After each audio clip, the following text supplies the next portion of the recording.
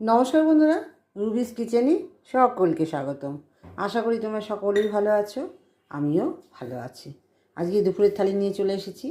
থালিতে বিশেষ কিছু নেই, যেহেতু শরীরটা খুব একটা জুতের নয়, ভালোও লাগছে না, মনটা ভালো লাগছে না, তো সেই কারণে কোনো রকমের সব রান্না করেছি, জানি না কেমন হয়েছে। তো নিয়ে নিয়েছি ভাত, তো নিয়ে নিয়েছি। আজকে লেবু লঙ্কা কিছুই নেবো না, কাটতেও ইচ্ছে করছে না। নিয়ে নিয়েছি শাক, কলমি শাক করেছিলাম রসুন পেঁয়াজ দিয়ে। কলমি শাক, কলমি শাকটা আমাদের বাড়ির সবাই খুব ভালোবাসে এবং আমরা সবাই খুব ভালো খাই, শাক দিয়ে খাবো। আর নিয়ে নিয়েছি হচ্ছে এঁচোড় চিংড়ি। হ্যাঁ, চিংড়ি বলছি, কিন্তু আমি আজকে চিংড়ি করিনি। আজকে আমার এঁচোড়টা করেছে সম্পূর্ণ প্লেন, যেরকম নিরামিষ করে সেরকমও না, পেঁয়াজ আদা রসুন দিয়ে সব দিয়েই করেছি, কিন্তু এর মধ্যে না আছে চিংড়ি না আছে চর্বি। আজকে আমার মেয়ে এঁচোড় রান্না করেছে চর্বি দিয়ে, আমি আজকে এঁচোড় রান্না করিনি।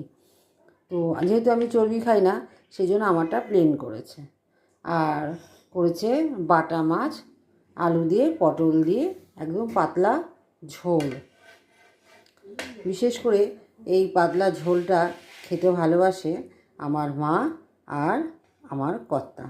আজকে দুজনাই এসেছে, মা এসেছে, মা খাবে বলে তার জন্য পাতলা ঝোল, আমার বরের জন্য পাতলা ঝোল করেছি। বাটা মাছটা ও একদম মাখা মাখা খেতে ভালোবাসে না, পোস্ত দিয়ে কাজু দিয়ে যেমন আমরা খেতে ভালো লাগে, ও সেরকম খেতে চায় না। তো প্লেন করেছি, শরীরটাও তেমন ভালো নেই, তা একদম নর্মাল রান্না করেছি। কেমন হয়েছে দুপুরের থালিটা সাজানো অবশ্যই কমেন্ট করে জানাবে, আর পাশে থাকবে, সাবস্ক্রাইব করে দিও বন্ধুরা।